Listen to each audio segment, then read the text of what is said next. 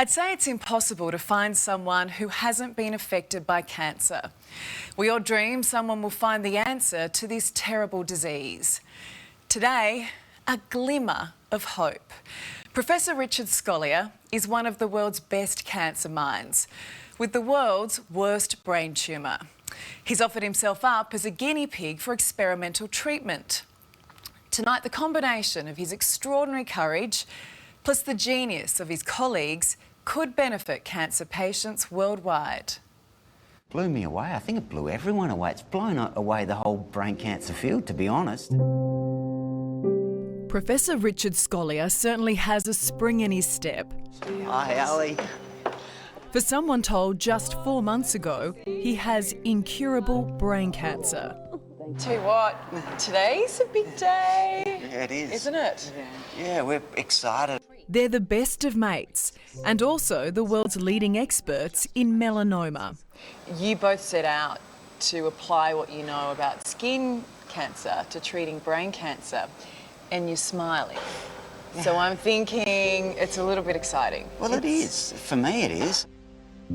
I first met Richard and Professor Georgina Long 2 months ago. The 56-year-old collapsed and had a seizure in May. The diagnosis, the worst of brain cancers. I don't want to die. I'm not ready to die yet. I'm too young to die. I love my life. I really do. 10 years ago, melanoma was a death sentence, until they changed that. Now both Richard and Georgina refuse to accept his 6 to 9 month prognosis.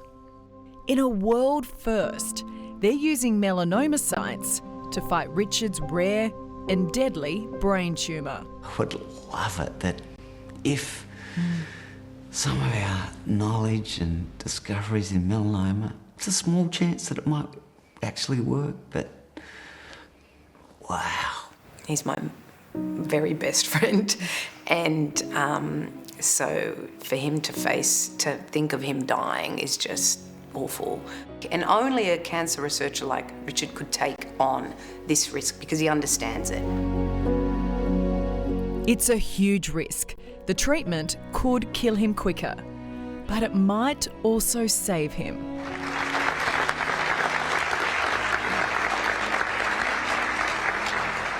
I stand here today as the first brain cancer patient to have a personalised cancer vaccine with combination immunotherapy instead of standard treatment.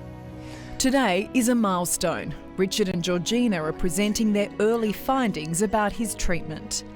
The world and his family are watching. Yes, Richard is a patient of only one, but early scientific results are nothing short of phenomenal. There seems to be a little bit of optimism. Are you feeling that, Richard? Absolutely. That does fill me with hope. To be honest, there's a strong chance that we wouldn't see any difference in my brain tumour after that therapy. So, yeah, what happened blew me away. I think it blew everyone away. It's blown away the whole brain cancer field, to be honest. Well, this is the hope that we were talking about, right? I was just so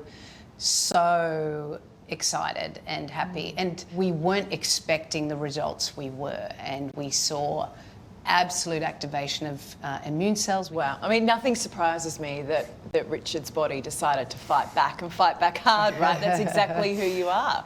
I keep saying it's a no-brainer, it's a bit of a joke, but honestly, that's what it feels like to me when you're facing certain death.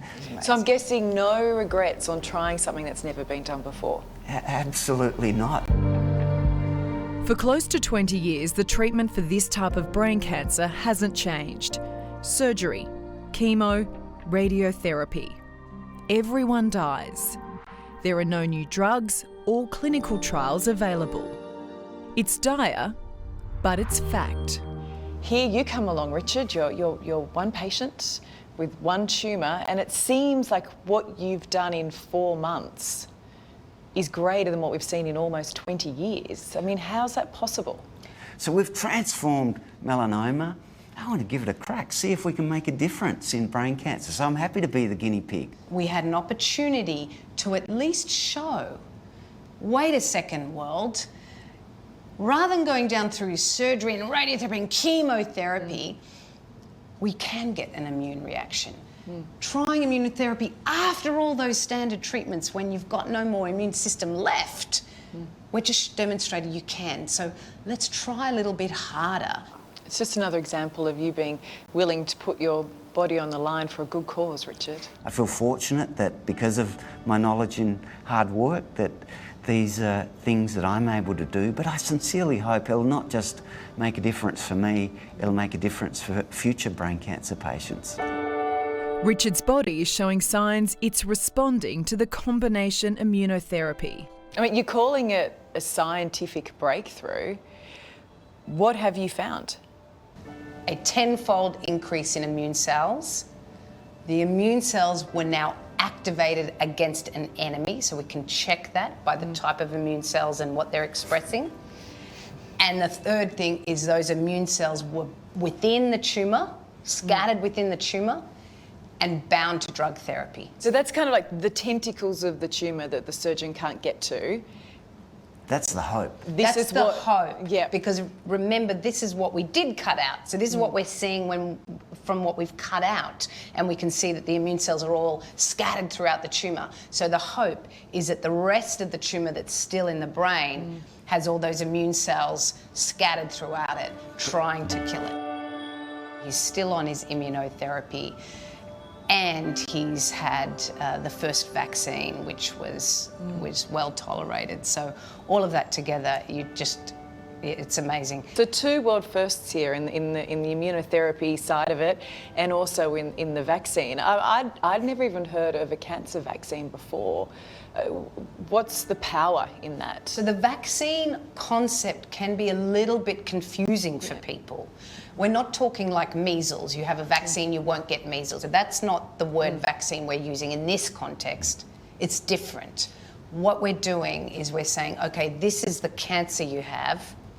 What's unique to your cancer that no other cancer would have? And then we replicate aspects of that uniqueness into a cancer vaccine, and then we inject it into the patient. And the concept is that ramps up the immune reaction against the cancer. So his body is in overdrive right now, fighting his cancer. I hope so. I hope so. That's the hope. Yeah. To be honest, I don't feel too bad. Still out exercising. I jogged 8K this morning. Are you for real? Yeah. You are the most optimistic, and I love it. It's not just like a walk in the park and I'm back. No. You know, this is a man who runs 20 kilometres like that. It's been tougher for me. I'm a bit anemic, so you can't do things like you used to do, and various other effects on my body that hold me back a bit, and you feel a little frustrated about that. And I seem to crash out late in the afternoon and early in the evening pretty much every day, and sometimes I don't sleep that well. Have you had to sort of read the signs and pull him back at times and tell him to slow down? Not me so much, but his family have had to really support him. How is Katie and the kids? Yeah, they're well, coping okay. I guess it's tough for all of us, and we've cried at times, and I've cried personally at different times. But we're hoping for the best. I want to make a difference. That's what I've dedicated my life for, and I'm facing virtually certain death. It doesn't sit right to me to not try, give it a crack to see if we can make a difference. So, I'm certainly comfortable in that, but it isn't easy to do it. Well, you're patient zero, going where no one's gone before, aren't you? It's true. With less than 6% of cancer patients in clinical trials, Richard and Georgina believe we could be curing more cancers. But it requires researchers and pharmaceutical companies to get on board now. Think big and be courageous. Could not be prouder of him. But I have to say there are next steps. And the next steps are clinical trials. That has to be the next step. We've done the groundwork, we've got some scientific data. It is one patient. Well, what we have today that we didn't have 4 months ago is hope. Yeah, absolutely. It's a change from where we were when we met up a few months back. I know we have to tread cautiously because it's very early stages, but I mean, it almost makes me want to cry. I find it so inspiring because you set out to blow up everything we know about treating brain cancer and you're doing it. When we talk about it like we just did, it does make me feel emotional. You said to me last time we saw each other, it's a small chance that this might actually work. Is that might just a little bit bigger now? It is, Ali. It's changing the field, and yeah, it fills me with optimism. Because, I mean, even if we don't get the result that we all want for you, Richard, you've changed the world, haven't you? Honestly, I know we have. He's someone special, isn't he? They both are. And there's a committed team behind them, all determined to see Richard live.